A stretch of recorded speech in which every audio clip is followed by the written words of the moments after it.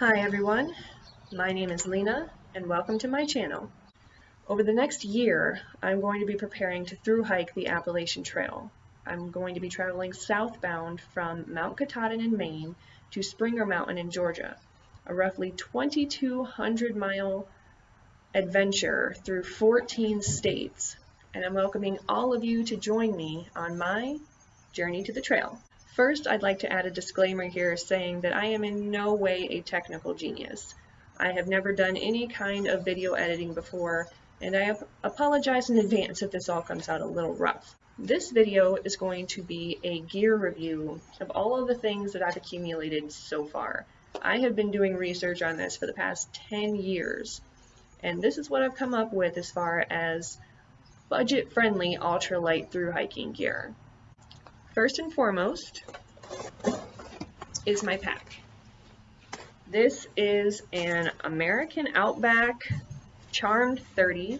It's a 30-liter, what would probably be considered a day pack, but I prefer a smaller pack rather than a 45-liter technical thru hiking pack, just because I can't carry that much weight, and this is a much lighter option.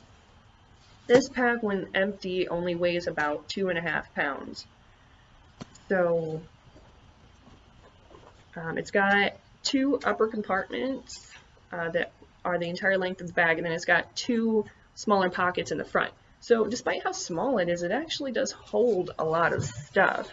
And you really only want to be carrying the absolute essentials on a thru hike anyway. So first things first, water bottles. Now, I have heard that it's really only essential to carry 1 liter of water while you're on the Appalachian Trail, just because there's so much water to find all over the place. So I'll probably get rid of one of these. I've got the one with one of these caps on it, and then I've got the twisty cap. I've heard that these are better for back flushing your water filters, so I'll probably end up keeping this one.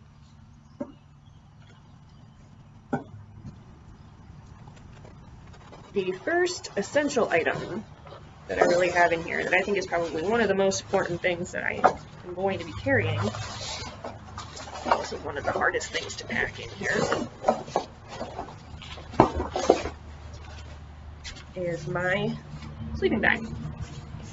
And it's in this compression backpack to keep it as small as I can possibly get it, even though it's still pretty big. Now I am sacrificing a little bit of weight for this. This is actually about 3 pounds, which is way heavier than most people would carry for a sleeping bag. But this is a hike and bike 0-degree sleeping bag. Now, most people would say that you can get away with using a 25 or 30-degree sleeping bag and still be fairly comfortable, but I've also seen a lot of people say that it gets into the lower 20s and even into the teens sometimes, which might not be as much of a problem for me because I'll be hiking southbound and I'm starting in June. But they say you pack your fears, and one of my biggest fears is being cold. I hate being cold at all, which is inevitable. I'm gonna get cold and wet. It's just part of the thru hike. You got to embrace the suck. But if I can avoid that at all costs, I'm gonna try. And I can't sleep when I'm cold. I'm a really light sleeper in general, but I just really can't sleep when I'm cold, and even the slightest breeze can sometimes chill me to the bone. So I'm going to be taking this with me. I've got my sleeping pad, which is great. It's in Inte. It has separate inflatable compartments for the body of it, and then it's got a pillow already attached, which means I don't have to carry a pillow, which is great. It's also super lightweight. It's only like a pound, maybe a pound and a half. Then in my second compartment, I've got my coat, which I keep in a freezer Ziploc bag, just so I can get it as compressed as possible, because it does get really small if you can compress it. And then you open it up and it gets pretty big. Now this is something that I might actually trade out eventually, just because this isn't really the kind of jacket I would have normally chosen. I actually found this coat in a closet of a house I used to live in. I guess it was a roommate that had left it long before I ever got there, but nobody claimed it, and so I got to keep it. And I thought that it would make a really great thru hiking jacket. And I even tested it in comparison to my winter coat last winter. On the same day, it was really cold and windy, and this one actually held up fairly well in comparison. So it's definitely a contender, but I'm still kind of shopping around for this one. Now, one of the things that people are probably going to criticize me on is the fact that I love to be clean. I am a little OCD about it even, so I'm going to be one of those people that showers and bathes as often as they can while they're on the trail. I'm going to be carrying a pocket shower, which will be one of my luxury items, and these are just my washcloth and towel, which is kind of another luxury because most people wouldn't carry a towel this big, but it's really lightweight. It's microfiber, and I'm going to need it if I'm going to shower as often as I plan to. And then this will just be for maybe cleaning my cook pot or whatever else needs to be cleaned. And then I've got my utensil. My multi-utensil. It's a spoon, fork, and knife combo that's made out of titanium. It weighs like less than an ounce. So then there is the little pocket on the top here, which I use to hold things like my first aid kit, which may be a little excessive. I might end up trimming this down at some point, because I've heard that you don't really need as much of a first aid kit on the trail as you think you will.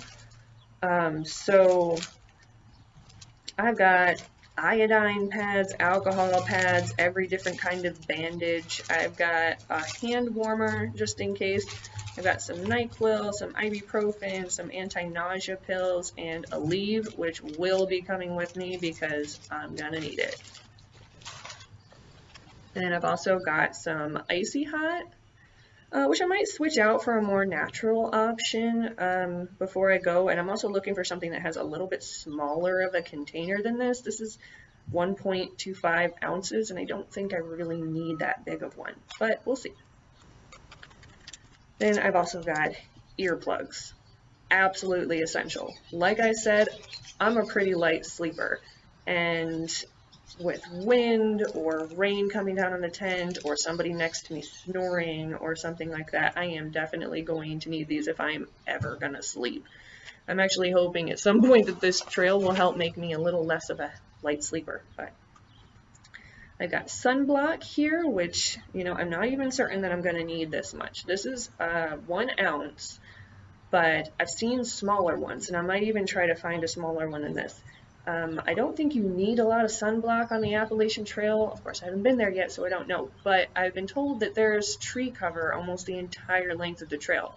But, you know, there are probably going to be some sunny days where you're walking through a few fields or something, and I might need some sunblock.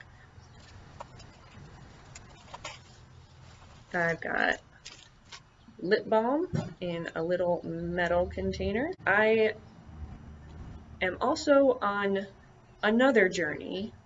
Despite being on the journey to the Appalachian Trail, I am also on a journey to zero waste and zero plastics, or as close to it as you can get. We can't really survive in this day and age without plastics to some degree, but I'm trying to get as zero waste and plastic friendly as I possibly can, which is why I've got one in a little metal container, which I can also refill. And you guys can also follow me along. I'll probably comment on some of the things that I'm doing for my zero waste journey throughout this series of videos, so it's another journey you can follow me on. Now, this is another little thing that I have in the bag. It is a tiny pencil sharpener.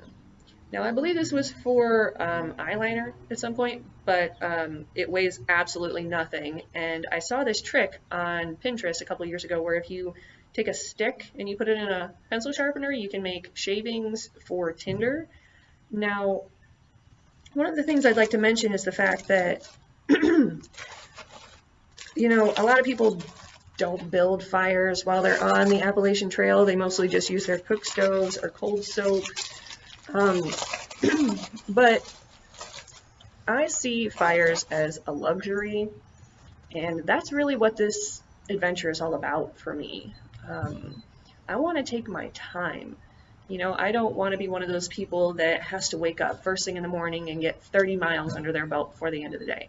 You know, I'll probably be lucky to get in 8 to 10 miles starting out, and then hopefully maybe get up to about 20 doing a full day's hike. But I want to be able to stop in towns and talk to people, or look at the views, take pictures, enjoy other people's companies. And yes, at the end of the day, I'd like to sit next to a fire just for the comfort of it, or to cook my food, because you know, you get a little extra smoky flavor with a fire.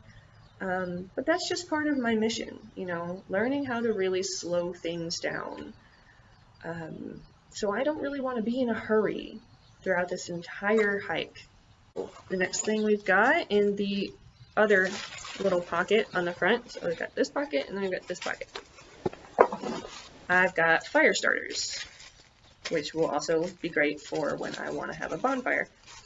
I mean, I can't fire. But these are just cotton balls soaked with Vaseline, which make great fire starters, especially when you're trying to start a wet fire. Now, wet fires always take a little bit longer to get going, but these help out tremendously, which was actually true a couple of days ago when I had a bonfire here at my house. We used these.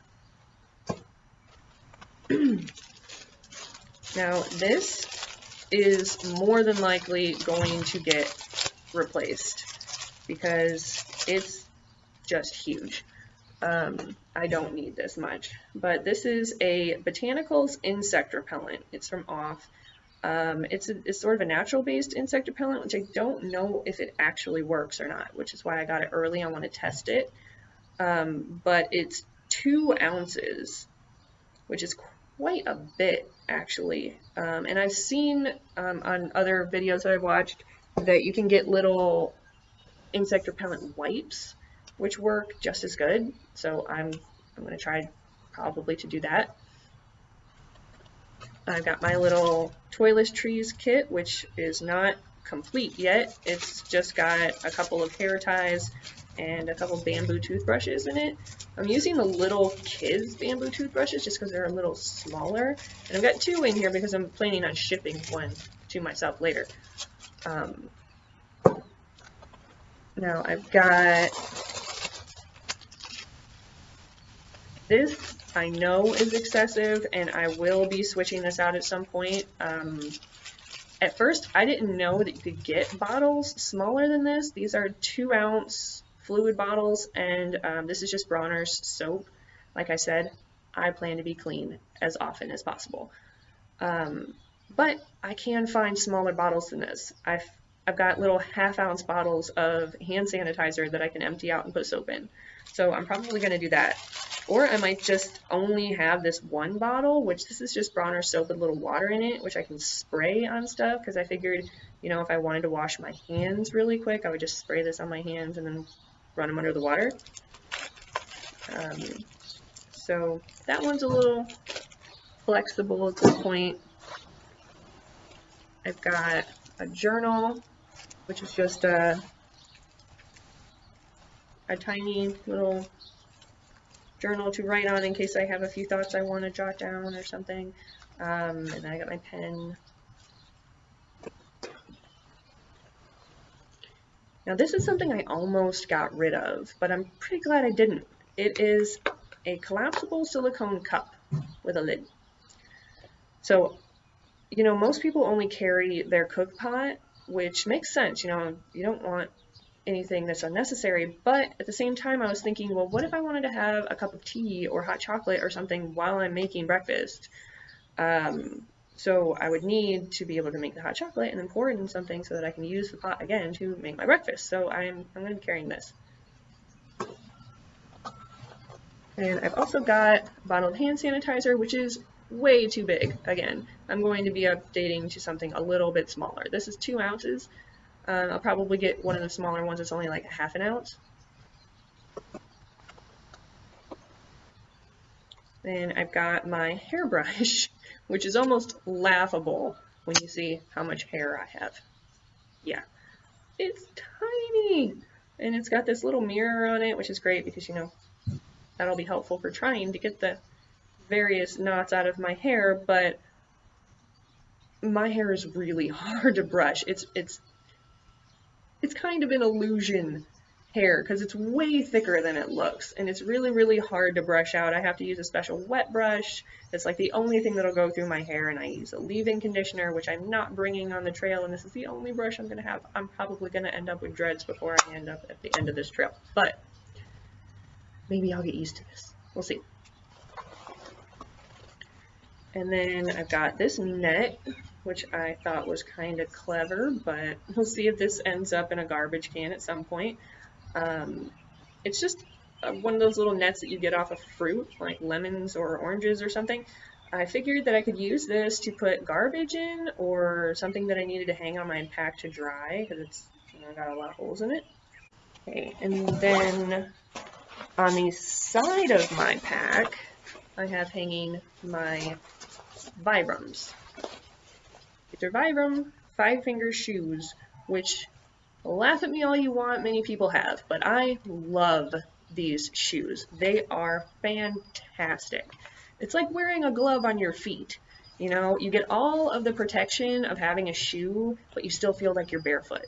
It's really great when you have to have dexterity for things like climbing up rocks or trees. And they're really breathable. They're made out of this, I don't even know what kind of fabric, to be honest with you, but they dry almost instantly. So if you need to walk through a river or through a bunch of mud or something, these are really great to have. So those will be my camp shoes. Those are not my hiking shoes. Don't get me wrong. I'm going to have hiking shoes too, which I don't have yet. But these are just going to be my extra pair. And then also hanging on my bag with a carabiner is this little leaf, which is probably the most me thing in this whole bag because yes, it's a little leaf, but also it's a very sharp knife. A lot of people will carry a knife or a multi-tool. I don't really like those multi-tools because I have yet to find one that wasn't absolutely useless. Like, they have the little tweezers or the little scissors on them or whatever, but they're so cheap that they don't really work and they're not effective. So I say I'm not going to bother with that, and I'm just going to carry my little knife, which I probably won't need for very much, but it's always good to have one when you're in the woods. So next up, clothes. First things first, brimmed hat. I'm also going to be carrying a warm hat, so like a beanie or something that just keeps my head warm, but this will be really great for having, so that I can have my bug net over my face as well. But this is also the hat that I got when I got my diving certification at Gilboa Aquarium. I love this hat. And I keep my clothes in the very bottom compartment of this bag. Talk about that in a minute. But let's see. I am carrying 2 shirts, one long sleeved and one short sleeved. They're both black, not for any particular reason really, but just because I happen to have a black long sleeve and a black short sleeve shirt. And I figure, you know, they'll probably help keep it at least looking like I'm not covered in dirt all the time. These are a pair of tights. Like I said, I get cold really easily, especially at night, so these will be great for wearing under my pants, or I could just wear these if I felt like it. I could wear them under the shorts, which I have 2 pairs of shorts that I don't plan on keeping both of them. I'm only going to take one, but I haven't decided which one yet. So this is a pair of jogging shorts with a built-in underpants. I've heard fantastic things about them. A lot of people really like them for the fact that they have built-in underwear, but I haven't tried them out yet, so I don't know. I am going to be planning a long-distance hike over this summer up to the Porcupine Mountains in the Upper Peninsula. I'm taking a couple friends with me, and we're going on a 4-day hike through those mountains to test out all of my gear and to really experience the elevations up there that will be similar to what I'll experience on the Appalachian Trail. Now, I have hiked before. I hiked the Smoky Mountains when I was in high school, but it's been a long time. So getting a little familiar with that is definitely going to help. Now, these are my bike shorts, which are stretchy, they're breathable, they're form-fitting, they're so comfortable. So if these don't work out and I don't like these, I'm definitely taking the bike shorts instead. And then I've got these pants, which I found secondhand, but they were brand new, and they're fantastic. They're 100% nylon.